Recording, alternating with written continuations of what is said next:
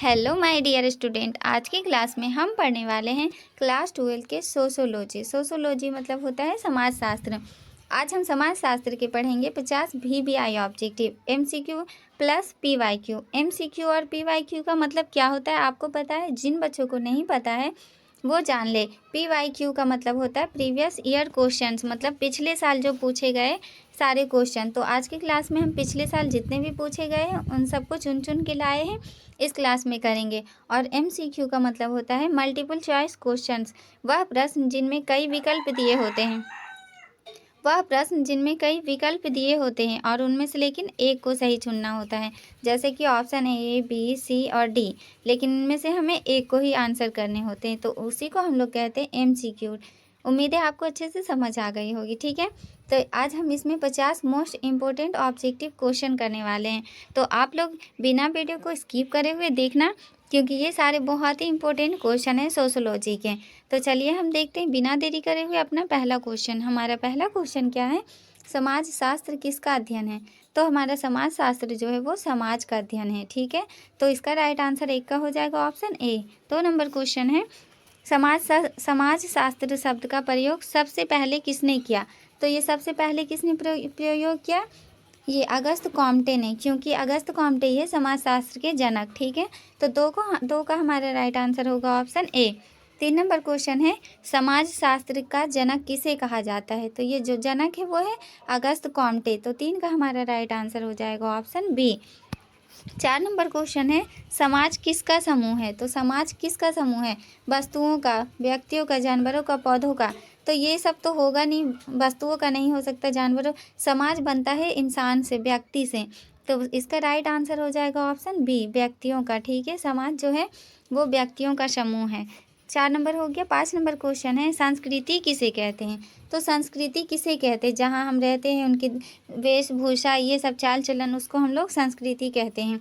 तो संस्कृति 5 का हमारा राइट आंसर हो जाएगा ऑप्शन A, सीखे हुए व्यवहार को, ठीक है। तो 5 का A हो जाएगा राइट आंसर। 6 नंबर क्वेश्चन है, संस्कृति का भौतिक रूप क्या है? इसका बोल रहा है कि भौतिक रूप क्या है, तो ये हो जाएगा तकनीक। तकनीक हो जाएगा हमारा राइट आंसर। ये भौतिक मतलब हम लोगों ने जो बनाया है उसे कहते, तो तकनीक जो है हम लोगों ने खुद से बनाया है। तो 6 का हो जाएगा C राइट आंसर हमारा। 7 नंबर क्वेश्चन है, गैर भौतिक संस्कृति किसे कहा जाता है? तो गैर भौतिक जो संस्कृति है वो रीति रिवाज को कहा जाता है, ठीक है। तो 7 का हमारा C हो जाएगा राइट आंसर। 8 नंबर क्वेश्चन है, सामाजिकरण किसकी प्रक्रिया है? तो सामाजिकरण जो है वो मानव विकास की प्रक्रिया है, ठीक है। सामाजिकरण प्रक्रिया किसकी है? तो मानव विकास की है।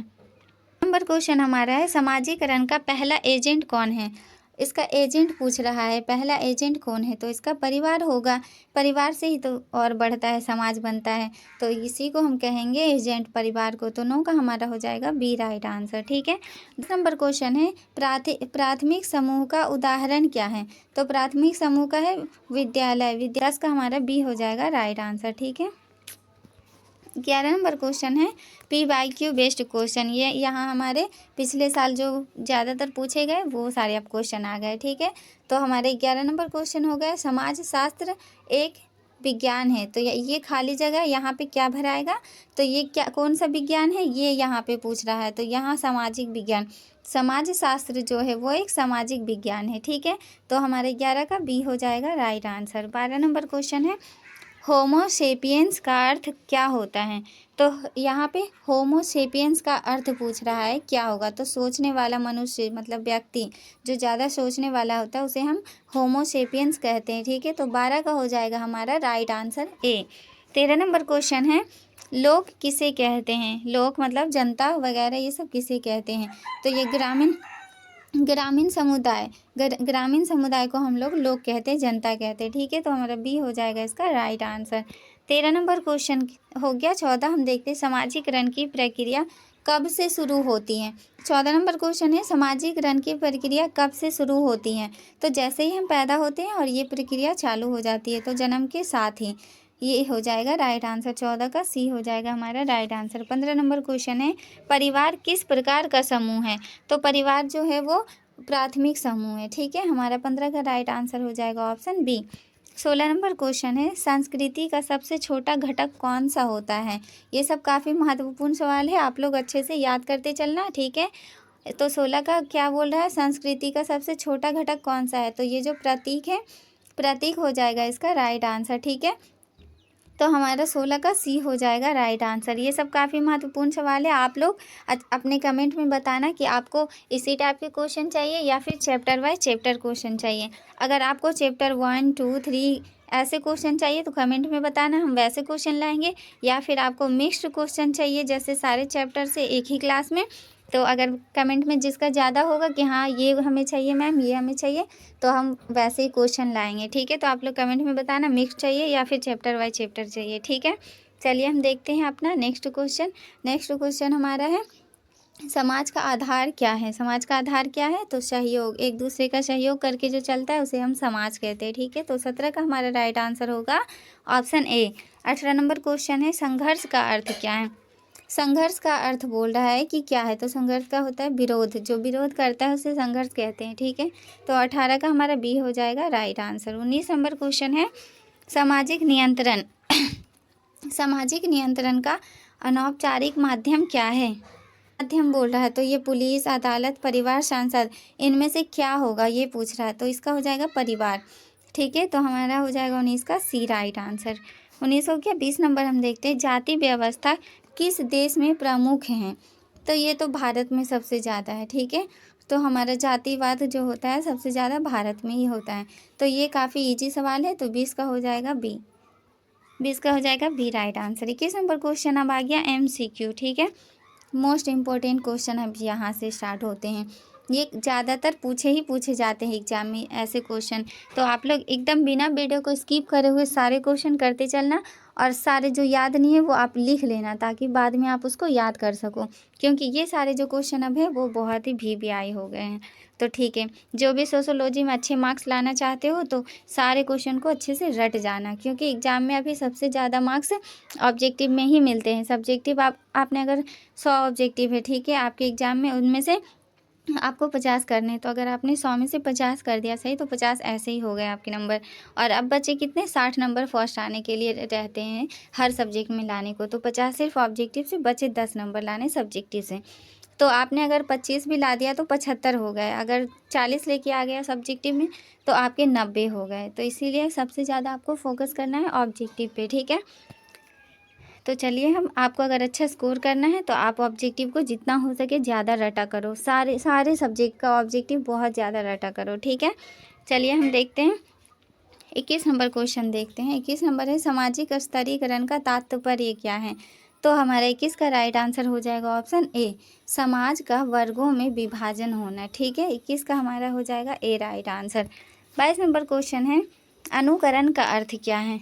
तो अनुकरण का अर्थ क्या हो जाएगा, नकल करना, ठीक है। 22 का हमारा हो जाएगा ए राइट आंसर। 23 नंबर क्वेश्चन है, भीड़ का स्वरूप कैसा होता है? तो भीड़ का जो होता है वो अस्थाई होता है। अस्थाई मतलब होता है नियंत्रण में रहना, लेकिन भीड़ कभी भी नियंत्रण में नहीं रहता है, अस्थाई होता है। तो हमारा हो जाएगा 23 का बी राइट आंसर, ठीक है।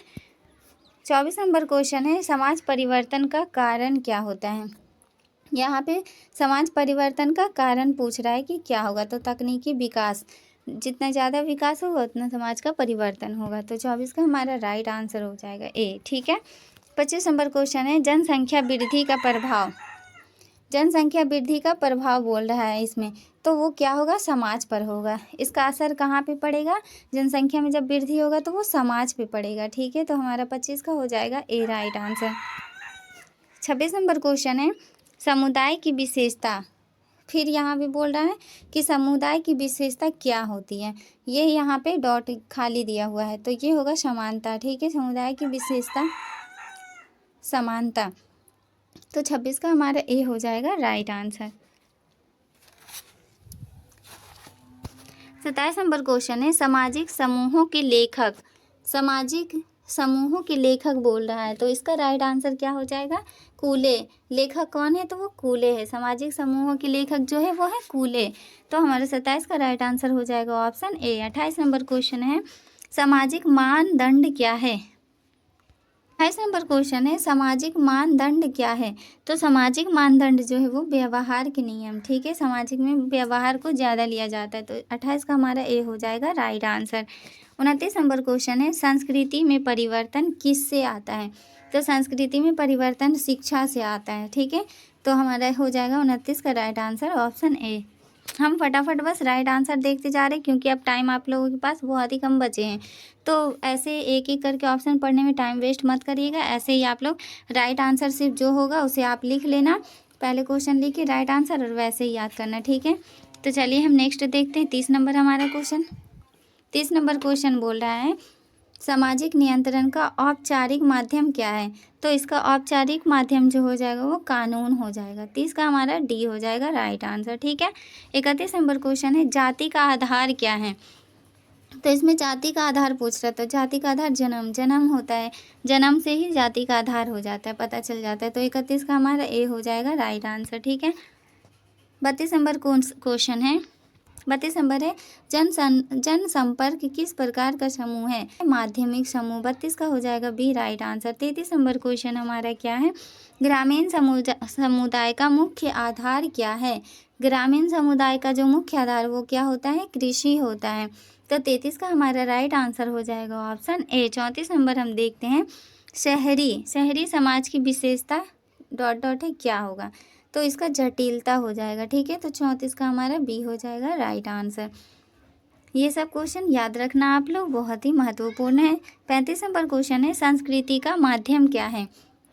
तो संस्कृति का जो माध्यम वो है भाषा, ठीक है, तो 35 का हमारा हो जाएगा right answer option A. 36 number question है समाज में समरसता कब आती है।